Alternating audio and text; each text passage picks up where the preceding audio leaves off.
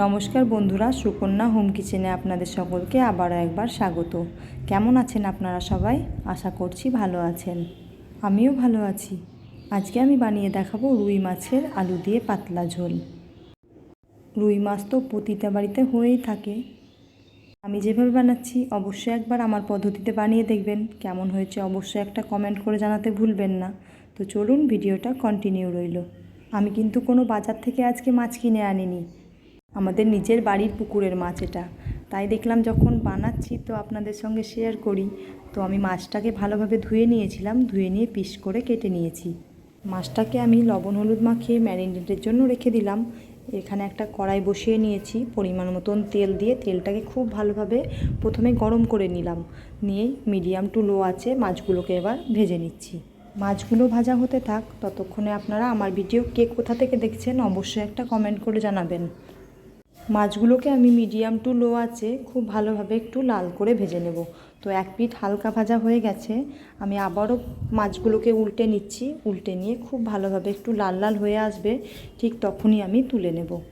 মাছ ভাজার সময় একটা জিনিস খেয়াল রাখতে হবে, গ্যাসের ফ্লেমটা কিন্তু একদম মিডিয়াম টু লো আঁচে রাখতে হবে। একদম কমিয়েও রাখলে হবে না, আবার বাড়িয়ে রাখলেও হবে না। বাড়িয়ে রাখলে মাছগুলো আবার পুড়ে যেতে পারে। তো দেখুন, মাছগুলো আমার লাল লাল করে ভাজা হয়ে গেছে, আমি এবারে তুলে নিচ্ছি। আমার ভিডিও যদি আপনাদের ভালো লাগে তাহলে লাইক কমেন্ট শেয়ার করবেন, আর আমার চ্যানেলটিকে সাবস্ক্রাইব করে আমার পাশে থাকবেন। অল নোটিফিকেশানটি অন করে রাখবেন। তো চলুন, মাছগুলো ভাজা হয়ে গেছে। এবারে যে তেলটা বেঁচে আছে সেই তেলটার মধ্যে আমি একটা গোটা শুকনো লঙ্কাকে দিয়ে নিলাম, আর দিয়ে নেব হাফ টিস্পুন মতন পাঁচফোড়ন। শুকনো লঙ্কার পাঁচফোড়ন একটু ভেজে নেব। ভেজে নিয়েই পরিমাণ মতন একটা গোটা পেঁয়াজকে আমি প্রথমে কুচনো করে নিয়েছি, এটা তেলের মধ্যে দিয়ে একটু লাল লাল করে ভেজে নেব। আমার মতন করে এই রুই মাছের পাতলা ঝোল একবার বাড়িতে বানিয়ে দেখবেন, আমাকে জানাতে ভুলবেন না যে কেমন হয়েছিল। পেঁয়াজটা অনেকটাই প্রায় ভাজা হয়ে এসছে, একটু লাল লাল হয়ে গেলে আমি এখানে এবারে পরিমাণ মতন আদা রসুন আমি আগে থেকে পেস্ট করে রেখেছিলাম, সেটাকে আমি এবারে দিয়ে নেব।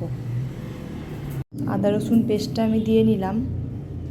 এবারে খুব ভালোভাবে একটু কষিয়ে নেব, যতক্ষণ পর্যন্ত আদার হালকা একটা কাঁচা গন্ধ আর রসুনের যে কাঁচা গন্ধটা যাচ্ছে না, ততক্ষণ আমি খুব ভালোভাবে এটা কষিয়ে নিচ্ছি। এখানে এবার আমি পরিমাণ মতন একটু হলুদ অ্যাড করব। দিয়ে নিচ্ছি 1 টিস্পুন মতন হলুদ গুঁড়ো। হলুদটাকেও দিয়ে নিয়ে খুব ভালোভাবে মশলার সঙ্গে আমি মিশিয়ে নিচ্ছি। হলুদটা খুব ভালোভাবে মেশানো হয়ে গেছে, এবারে এখানে পরিমাণ মতন দিয়ে নেব 2 চামচ মতন জিরের গুঁড়ো। জিরের গুঁড়োটা দিয়ে নিচ্ছি 2 চামচ মতন, দিয়ে খুব ভালোভাবে আমি এটাকে কষিয়ে নিচ্ছি। মশলাটা কষানো হতে থাক, একটু তেল ছেড়ে এলে এখানে আমি পরিমাণ মতন দিয়ে নেব লবণ। তো এখানে মশলাটা প্রায় কষানো হয়ে এসছে, এবারে পরিমাণ মতন দিয়ে নিচ্ছি লবণ। তো লবণটা আপনারা আপনাদের স্বাদ মতন দিয়ে নেবেন। লবণটা দিয়ে নিয়েই খুব ভালোভাবে মশলাটা আমার কষানো অনেকটাই প্রায় হয়ে গেছে। এখানে দিয়ে নেব 1 টিস্পুন মতন কাশ্মীরি লঙ্কার গুঁড়ো। আদা রসুনের যে পেস্টটা দিয়েছিলাম তখন আপনারা দেখেইছেন ওখানে কোনো শুকনো লঙ্কা ইউজ করিনি। তো এখানে আমি এবারে পরিমাণ মতন দিয়ে নেব একটু চিনি। চিনি দেওয়াটা কিন্তু একদমই অপশনাল।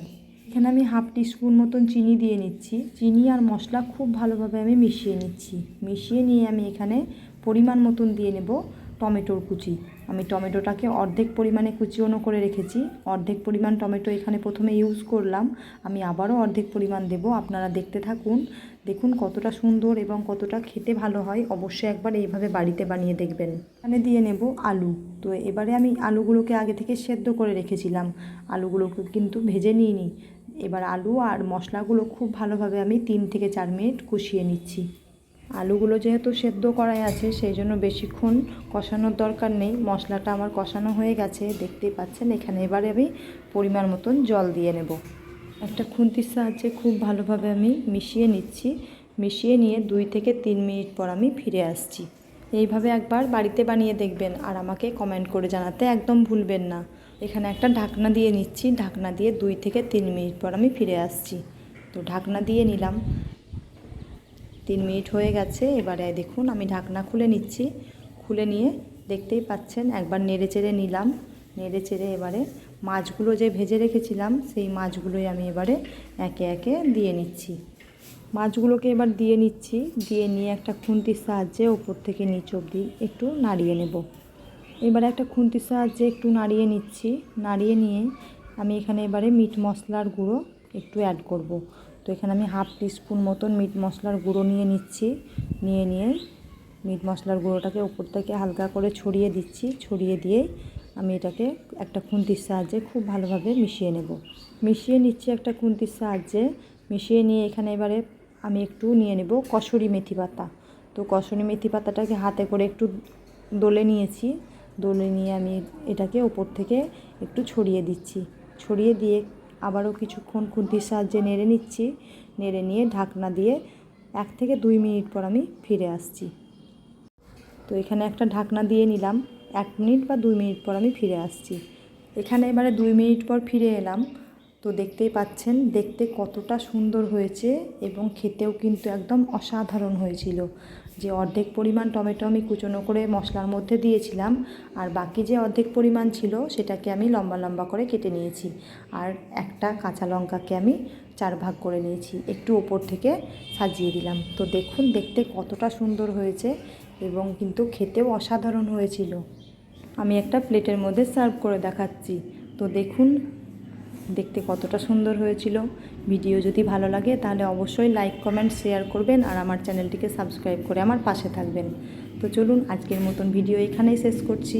ততক্ষণে আপনারা সকলে ভালো থাকবেন, সুস্থ থাকবেন। ধন্যবাদ।